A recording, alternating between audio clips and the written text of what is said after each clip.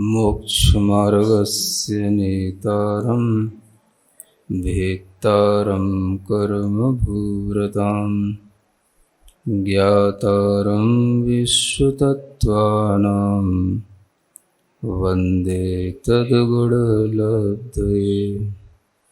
देवादिदेव आदिम तीर्थंकर श्री ऋषभनाथ भगवान की, वर्तमान शासन नायक श्री वर्धमान महावीर भगवान की, परम पूज्य आचार्य गुरुवर श्री विद्यासागर जी महाराज जी की।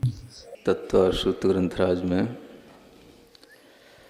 9वें अध्याय के माध्यम से संवर निर्जरा तत्व का वर्णन करते हुए गुप्ती समिति आदि का वर्णन चल रहा है।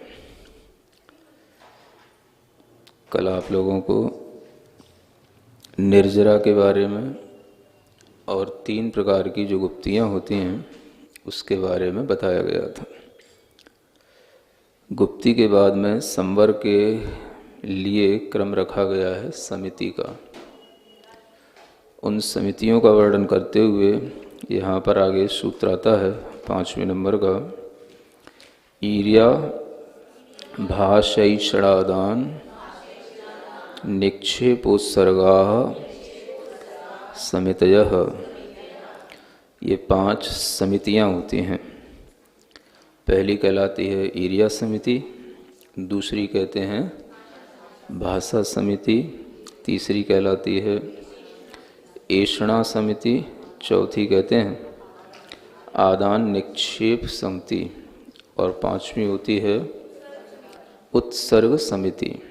ये 5 प्रकार की समितियां बताई गई हैं जो कितने ही समय तक प्रयोग में लाई जा सकती हैं, क्योंकि गुप्ती का तो कुछ थोड़ा सा ही समय होता है। गुप्ती में बहुत लंबे समय तक रहना असंभव सा होता है।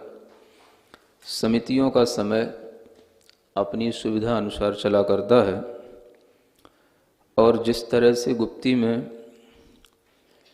पूर्णतया आत्मा की पापों से रक्षा होती है, ऐसे ही समितियों में भी हो, प्रवृत्तियों में भी हो। इसलिए समितियों का वर्णन स्पेशल रूप से किया गया है।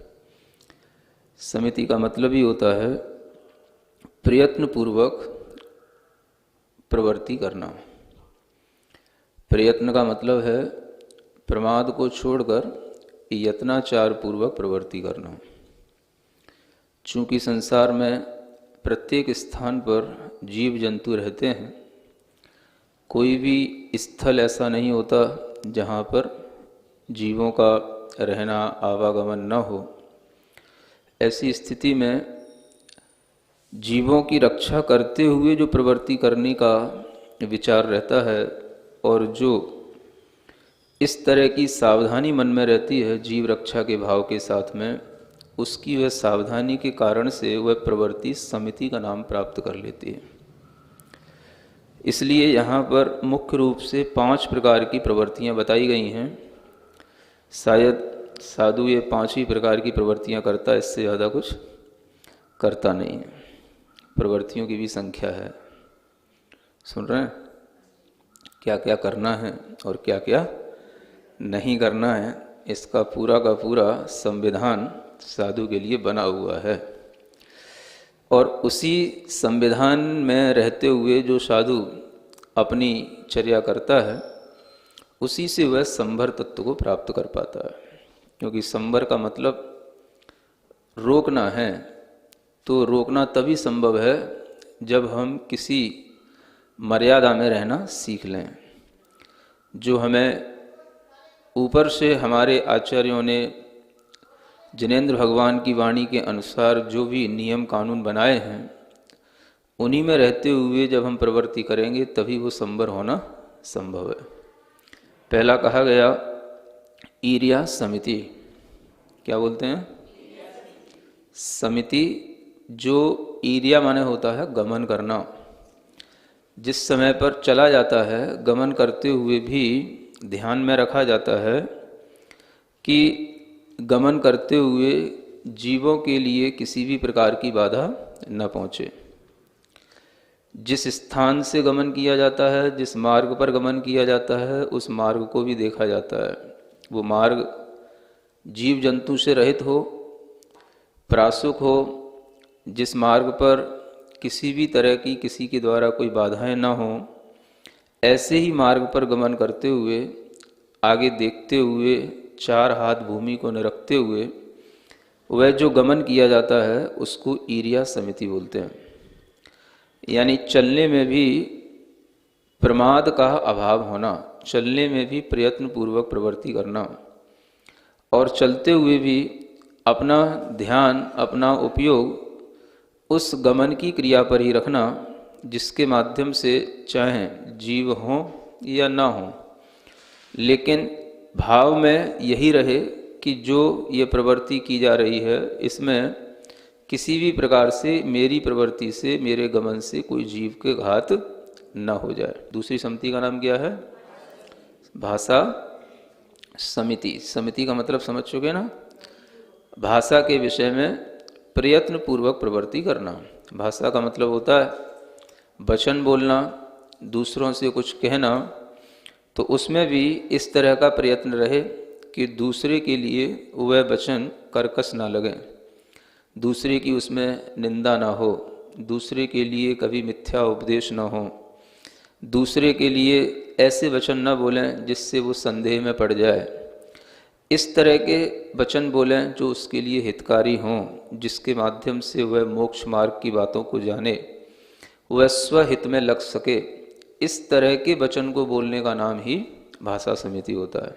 वैसे भी जब मूलाचार आदि में एक गाथा आती है, जब भगवान से पूछा गया गौतम गढ़धर के माध्यम से कि इस संसार में कैसे प्रवृत्ति करना संभव है, कदम चरे कदम चिट्ठे कदम आसे कदम से कदम भुंजे भासे जीर्ण पावम न बज्जई, ये गाथा आती है, जिसके माध्यम से प्रश्न किया गया भगवान से ही कि जब संसार में हर जगह पर जीव ही हैं, तो फिर इन जीवों की रक्षा कैसे हो सकती है, और जो प्रवृत्ति करेगा वो पाप से कैसे बच सकता है।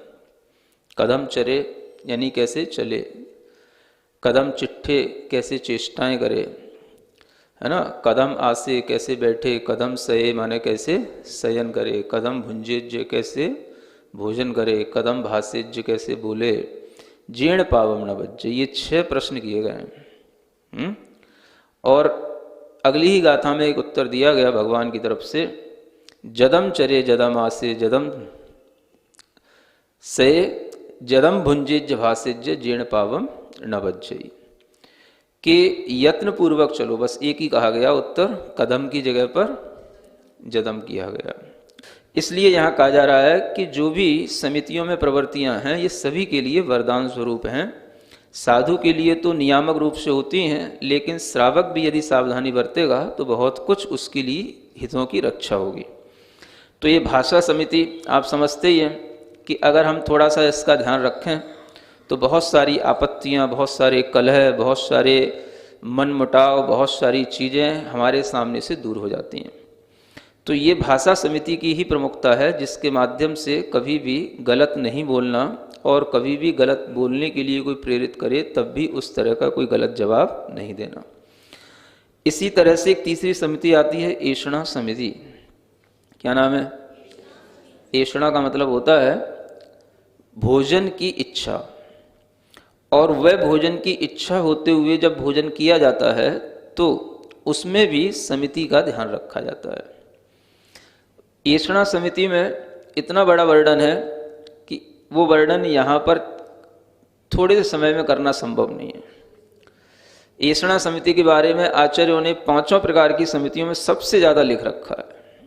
सबसे ज़्यादा भोजन कैसे, कितने दोषों से रहित, है ना, 46 दोषों से रहित, 32 अंतरायों से रहित। वह भोजन करने की प्रक्रिया इतनी ज़्यादा बाउंडेड है कि उस ऐषणा समिति को आप अगर कभी कहीं से भी पढ़ने की या समझने की कोशिश करेंगे तो आपको ये समझ ही नहीं आएगा कि आखिर ऐसा भोजन साधु को कब और कहाँ मिलेगा। समझ आ रहा है? उसमें श्रावक के भी दोष बताए हैं और साधु के भी दोष हैं, है ना। कुछ दोष दाता के आश्रित होते हैं, कुछ दोष पात्र के आश्रित होते हैं। तो पात्र के आश्रित दोष होते हैं वो तो पात्र अपने कंट्रोल में कर लेता है। अब दाता के जो आश्रित दोष होते हैं वो तो पात्र को पता नहीं पड़ते, तो उसका भी उसमें दोष लिखा है ना। तो वह दोष भी अगर तब दोष हो जाता है जब वो दोष पात्र को पता हो।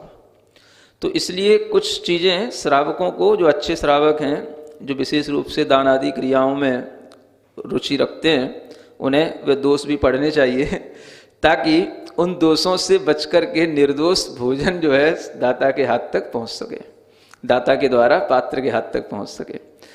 तो ये भोजन करते समय उसके लिए जो भी कंडीशन है वो ये है कि वो अपने लिए भोजन करते हुए भी ये विचार अपने अंदर रखता है, जैसे अनेक प्रकार की वृत्तियां होती हैं, उनमें एक गोचरी वृत्ति बताई गई है। क्या वृत्ति होती है? गोचरी वृत्ति। गोचरी वृत्ति का मतलब होता है कि जैसे गाय चरने के लिए जाती है तो जिस जंगल में चली जाती है वहाँ जंगल की शोभा नहीं देखती है। क्या देखती है? जो उसको लेना है बस उसको देखती है और अपना जैसा भी मिल जाता है पेट भर के चली जाती है। ऐसे ही साधु के लिए कहा गया है ना, गोचरी वृत्ति करना, कि गाय की तरह, है ना, भोजन को देखते हुए, अपना शोधन करते हुए भोजन करना। ये कुछ देखने की जरूरत नहीं है कि कितना बड़ा घर है, कितना अच्छा घर है, कितने अच्छे लोग सजे धजे हैं कि नहीं हैं, है ना। इस तरह की वृत्ति का नाम गोचरी वृत्ति कहा जाता है ना। तो साधु के लिए ऐषणा समिति के अनेक उद्देश्य बताए गए हैं कि वो भोजन क्यों करे, करते हुए भी उसकी वृत्तियां कैसी हों। जब वो भोजन करता है तो उसकी वृत्ति में यह केवल इतना ही भाव रहता है, उदराग्नि प्रशमन वृत्ति, इसको दूसरी वृत्ति बोली जाती है, जिसमें कि बस जो थोड़ी सी उदर में अग्नि है उसका प्रशमन हो जाए, माने शांत हो जाए। तो जैसे कि बस वह कोई भी, जैसे अपने अंदर किसी भी तरह की वेदना है या भूख के कारण से, वो कोई वेदना के कारण से वो अपने धर्म ध्यान में अगर उसको बाधा समझता है तो उस वेदना की शांति के लिए औषधि स्वरूप वह आहार को ग्रहण करता है। जो भी वह ले रहा होता है उसमें भी वह चाहे सरस हो चाहे नीरस हो, उसको इसी भाव से ले लेता है कि इससे उदराग्नि प्रशमन भी हो रहा है, गर्त पूरण भी हो रहा है, और इतना जो है ही पर्याप्त है, यही एक उद्देश्य है ना। ऐसे ही एक और वृत्ति होती है जैसे अक्षुमरक्षण वृत्ति। ऐसा बताया गया कि जैसे कोई रत्नों की गाड़ी हो और उसको कोई चला करके ले जा रहा हो, तो उसके बीच बीच में वो पहियों को थोड़ा सा ओंगन देता रहता है ताकि उसमें एक मोबिलिटी बनी रहती है, तो पहिए चलते रहते हैं, है ना।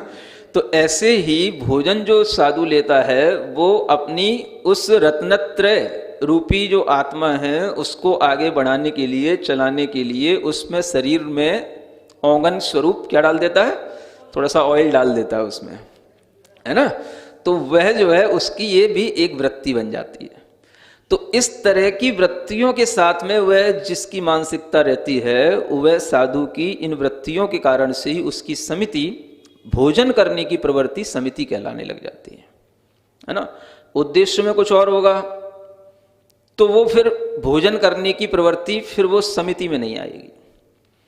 उद्देश्य में सिर्फ इतना ही कि जिससे रत्नत्रय की आराधना हो, सुबह से शाम तक जो षडावश्यक क्रियाएं होती हैं वो हों, स्वाध्याय हो, ध्यान हो, स्वहित हो, परहित हो, वैयावृत्ति हो, इत्यादि ये जो प्रयोजन होते हैं, इन्हीं सब प्रयोजनों को ध्यान में रखते हुए भोजन करता है।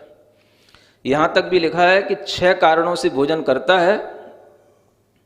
कितने कारणों से? 6 कारणों से, है ना, कि वो 6 ही कारण होते हैं, इन्हीं कारणों के कारण से भोजन करता है। मतलब भोजन करने के भी कारण हैं। यूँ नहीं समझना कि साधु भोजन करना उसका कोई नियम ही है, नियम नहीं है, कारण सहित भोजन करता है। साधु अकारण कुछ भी नहीं करता है।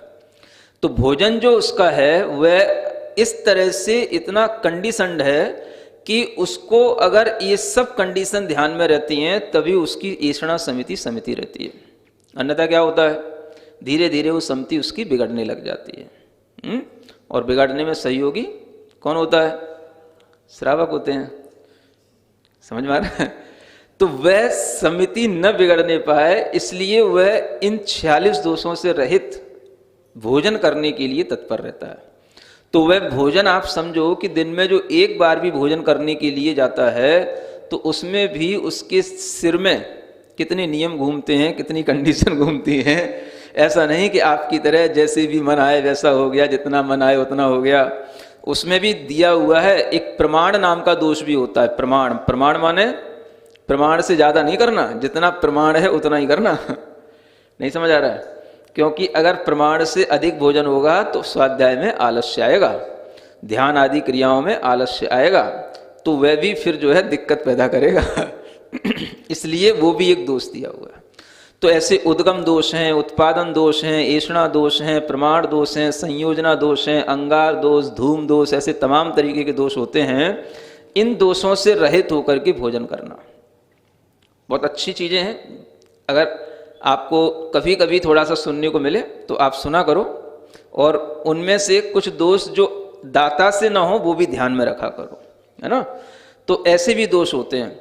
तो उन सब दोषों से रहित होकर के ये जो ऐषणा समिति का पालन किया जाता है, यह समिति उसके लिए कर्म निर्जरा का कारण बनती है, पाप कर्म के संवर का कारण बनती है। यानी भोजन करते हुए भी उसको पाप का बंध नहीं होता है। किसको? साधु को। आप ये भी ध्यान रखें कि साधु के कर्म की निर्जरा जो उसके इन वृत्तियों के संकल्प के कारण से हमेशा चलती रहती है, वो भोजन करते समय पर भी चलती रहती है। भोजन करने की क्रिया वैसे तो प्रमाद की क्रिया कही जाती है, लेकिन वह भोजन करते समय पर भी हमेशा प्रमत्त नहीं रहता, वहां पर भी वो अप्रमत्त रहता है। क्योंकि समिति का मतलब ही है अप्रमत्त होना। प्रमत्त जो गुणस्थान के रूप में होगा वो तो कब हो जाएगा पता नहीं पड़ेगा, लेकिन सावधानी जो उसके सामने रहेगी वो उसे हमेशा ध्यान रहेगी।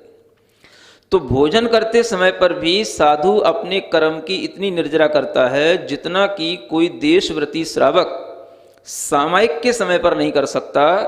अगर वो रात भर तपस्या भी करे तो भी नहीं कर सकता। इतनी निर्जरा एक साधु भोजन करते समय कर लेता है, क्योंकि उसका गुणस्थान 5वां है, इसका गुणस्थान 6वां 7वां है।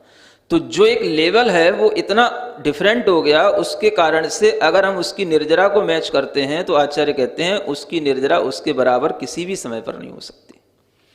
तो ऐसा यह हर चीज का महत्व है। भीतरी रूप से जब हमें किसी चीज का महत्व समझ में आता है तभी हमें इन क्रियाओं में कुछ अलौकिकता समझ में आती है। तो साधु का भोजन करना भी एक अलौकिक क्रिया है।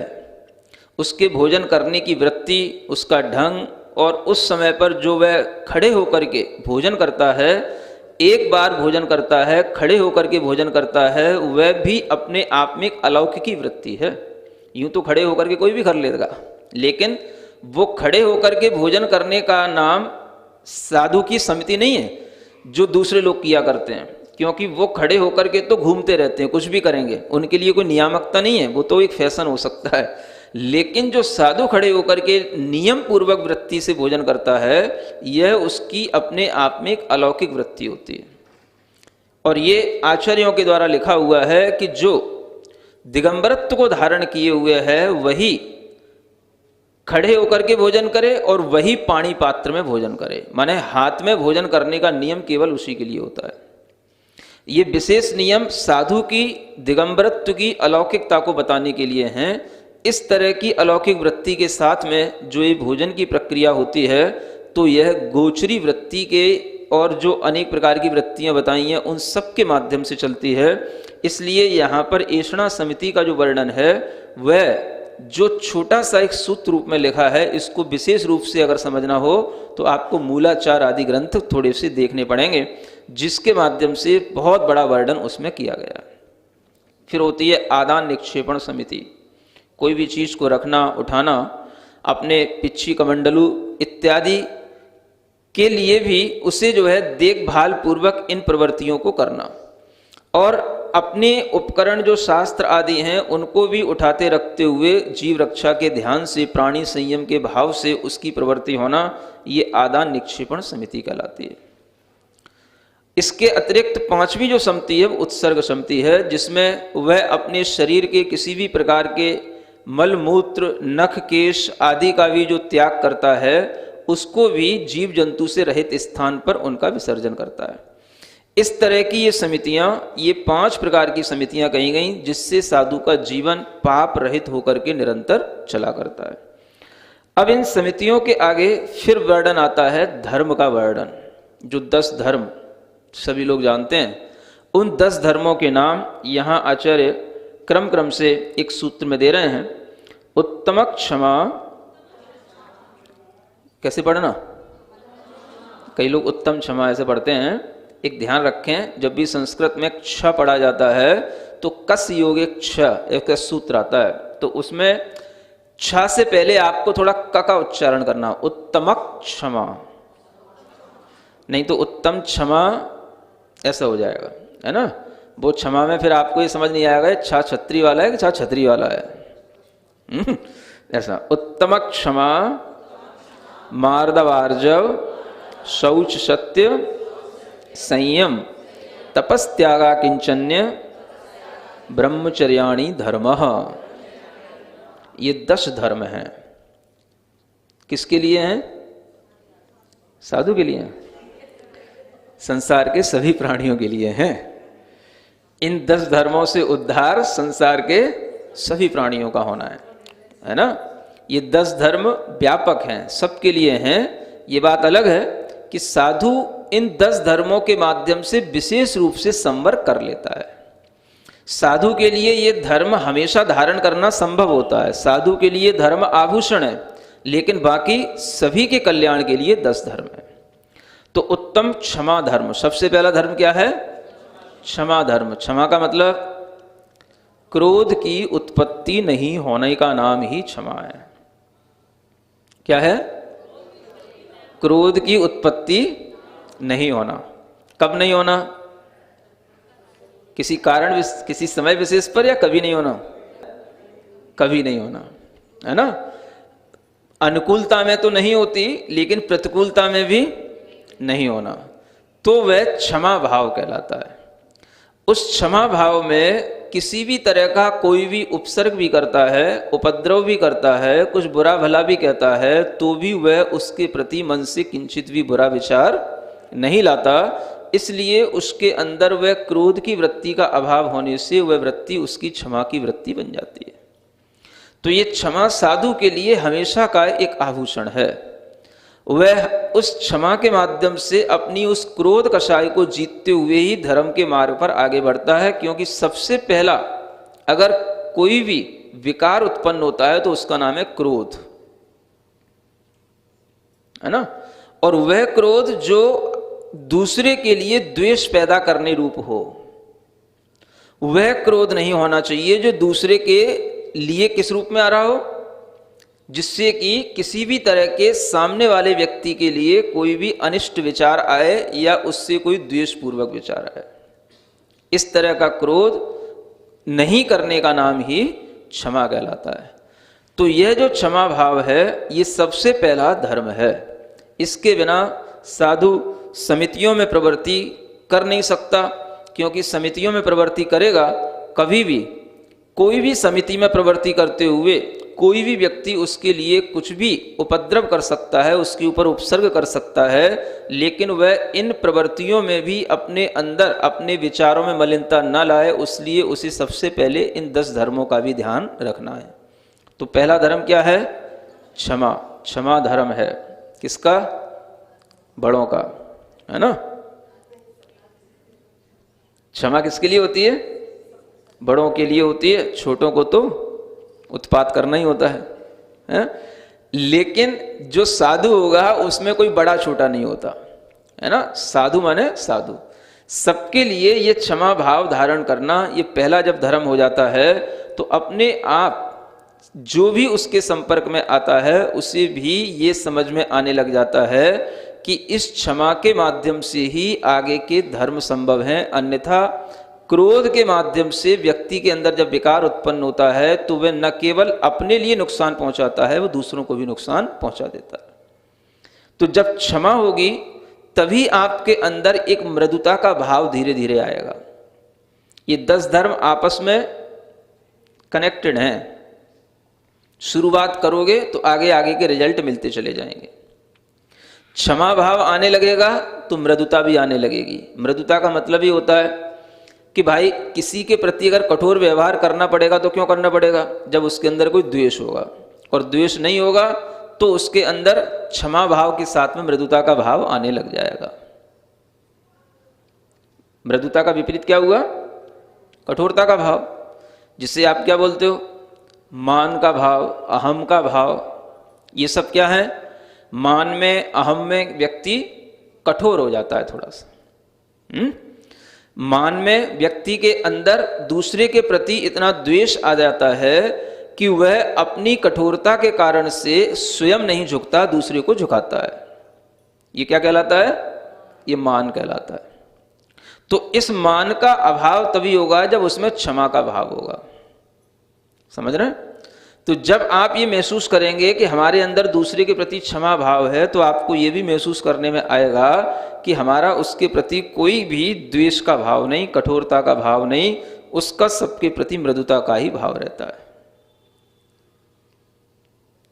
कभी महसूस होता है कि नहीं होता है?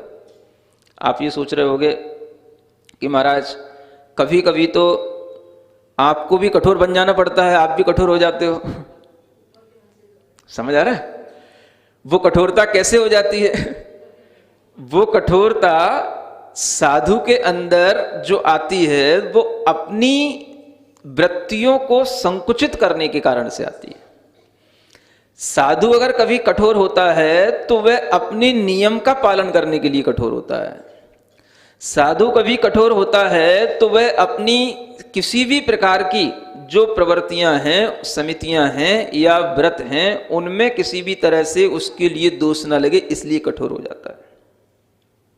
और वो चीज आपको पता नहीं होती। तो आपको क्या लगता है कभी कभी?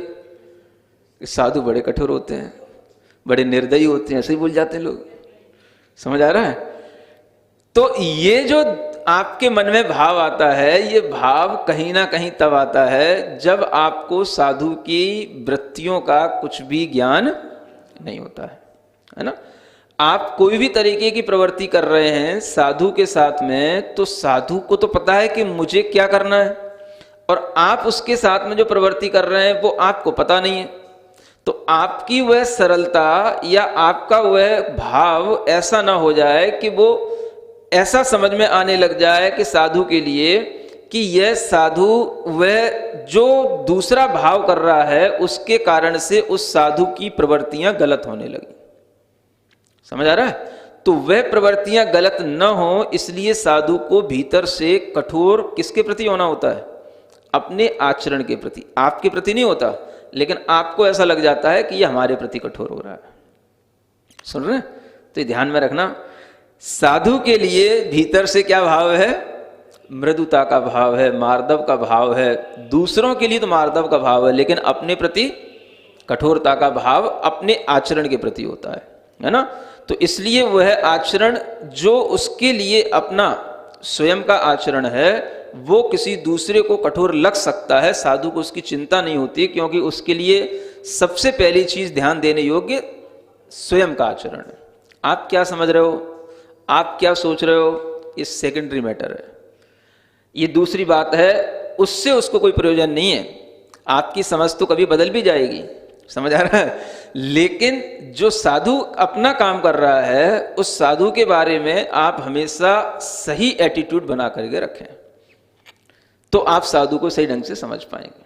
क्रोध नहीं होना, मृदुता होना, और जब मृदुता होगी तो ऋजुता भी आ जाएगी। कनेक्टेड है कि नहीं? मृदुता का मतलब जब मन में कोमलता है, कठोरता नहीं है, तो किसी भी तरीके का फ्रॉड होना संभव ही नहीं है। फिर वो मन वचन काय से सरल प्रवृत्ति करेगा, तो उस समय पर उसके लिए अपने आप ऋजुता का धर्म आ जाएगा। मायाचारी कौन करेगा? जिसमें कुछ मान कसाई होगी, अहम भाव में होगा, कुछ कठोरता का वातावरण अपने अंदर रखेगा, दूसरे से द्वेष करके किसी से कुछ और आगे बढ़ने की या किसी से कुछ और अच्छा दिखाने की चेष्टा में कुछ छल कपट करेगा, तो ऐसी कपटता तभी आएगी जब उसमें मृदुता का अभाव होगा। तो जहां मृदुता है वहां ऋजुता अपने आप आ ही जाती है। इसलिए मृदुता होने पर आर्जव धर्म बन जाता है, और जहां ऋजुता आ गई वहां पर संतुष्टि आ जाती है। शौच का मतलब क्या है? शुचिता, पवित्रता, संतोष भाव। पवित्रता में उसका मन अपने आप, जब जिसके अंदर क्रोध नहीं, कपट नहीं, मद नहीं, तो उसका मन अपने आप में पवित्र हो ही जाता है। पवित्रता के लिए मन में इन्हीं 3 विकारों का अभाव होना जरूरी है। इसलिए शौच धर्म को आर्जव के बाद में रखा गया है। और जब मन में पवित्रता आ गई तो फिर उसके जो वचन होंगे वो कैसे होंगे? सत्य वचन होंगे। कितने अच्छे तरीके से धर्म का प्रवेश होता चला जाता है। शौच धर्म होने के बाद में जो उसकी शुचिता का मन है, उसी के कारण से उसके हृदय से जो सत्य वचन निकलेंगे, वो सत्य वचन लोगों के लिए प्रिय भी लगेंगे, लोगों के लिए समझ में आएंगे, हितकारी होंगे, और उसी के कारण से उन सत्य वचनों का प्रभाव दूसरे के ऊपर भी पड़ता है। तो ये मन की पवित्रता से सत्य वचन का प्रभाव दूसरे के ऊपर पड़ता है। जब सत्य होगा तभी संयम का भाव आएगा। झूठ के साथ संयम कैसे रहेगा? तो संयम का संबंध किससे है? सत्यता से है। सत्यता वचनों में भी होती है और सत्यता विचारों में भी होती है। जब जीवन की सत्यता, संसार की सत्यता सब उसके दिमाग में होगी, तभी उसके लिए संयम रखना संभव होगा। जिसे संसार, शरीर, भोगों की सत्यता होगी, वही संयम को समझ पाएगा। तो जब संयम होगा तो वही संयम का भाव जिसके अंदर धीरे धीरे बढ़ेगा, तो वो तप करता हुआ चला जाएगा। संयम के साथ में तप होना चाहिए। अलग से केवल तप करने जो बैठ जाते हैं, उनके लिए भी मना किया गया है। जिनका तप संयम के साथ नहीं है, उनका तप कोई बहुत ज्यादा लाभकारी नहीं होता है। तो तप के साथ क्या होना चाहिए? संयम। संयम मतलब दया, प्राणी संयम, इंद्रिय संयम। तो पहले ये प्राणी संयम, इंद्रिय संयम में जो निष्णात हो जाता है, वही जो है धीरे धीरे अपनी सब प्रकार की इच्छा वृत्तियों को रोकने में समर्थ होता है। तो वह तप करता है, और तप करने पर जो उसके भीतर अंतरंग से जो दोषों का निष्कासन होता है, उसको बोलते हैं त्याग। तप के बाद में त्याग। तप करने पर जिसने अपनी इच्छाओं को रोक करके अंतरंग में अपने दोषों का निष्कासन कर लिया, परिहार कर लिया, उनसे बच गया, वो उसका त्याग भाव कहलाया। ये भीतरी त्याग है। सुन रहे हैं? जो बाहरी होता है वो अलग है, लेकिन जो ये धर्म है वो भीतरी है, आत्मा का धर्म है। तो आत्मा में त्याग धर्म कैसे आएगा? कल भी किसी ने एक प्रश्न किया था ना, तो कल भी अच्छा उत्तर मिला था, आज भी सुने। भीतर से त्याग धर्म का मतलब है अंतरंग में अपने तप के माध्यम से अपने दोषों पर विजय प्राप्त कर लेना। तो जो दोष निकल गए उसका नाम है त्याग। ये भीतरी त्याग है। इस त्याग होने पर जब वो व्यक्ति जब अपनी इच्छाओं से सब कुछ बाहरी चीजों का त्याग, दोषों का त्याग, विकृत मानसिकताओं का त्याग, ये सब करने में समर्थ हो गया, तो वह फिर अकिंचन रह जाता है। अकिंचन का मतलब उसके लिए दुनिया में कुछ भी मेरेपन के साथ में नहीं होता।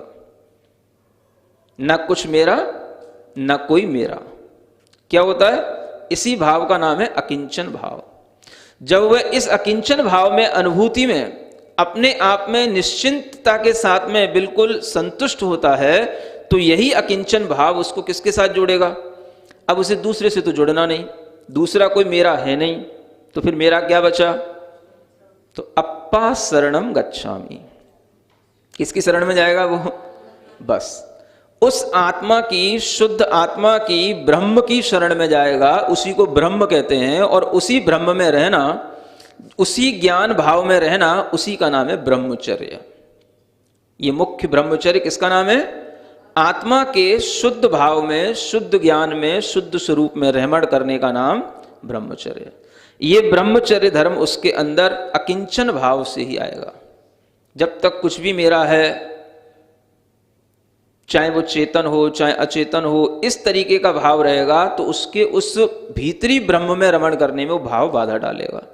तो जब अकिंचन भाव में निष्णात हो गया, तो उसके पास में बस एक ब्रह्म में चर्या करने को बचा, जो अंतिम धर्म है, और यहीं पर उसके धर्म की पूर्णता हो जाती है। जो अपने में लीन होने लगा, अपने में ब्रह्म में चर्या करने लग गया, बस फिर उसके लिए आचार्य कहते हैं इसका काम पूरा हो गया। अब इसको कोई उपदेश देने की जरूरत नहीं है, अब ये अपना गुरु खुद बन गया। सिरिजिणवाणी जग कल्याणी जग जन मदतम मोहरी जनमण हारी गढ़हर हारी जम जरा भव रोग हरि तिथियराणम दिव्यझुणिम जो पढ़ई सुणई मय्ये धारई राणम सौख मणंतम धरिय सासद मोक्ष पदम पावई सासद मोक्ष पदम पावई।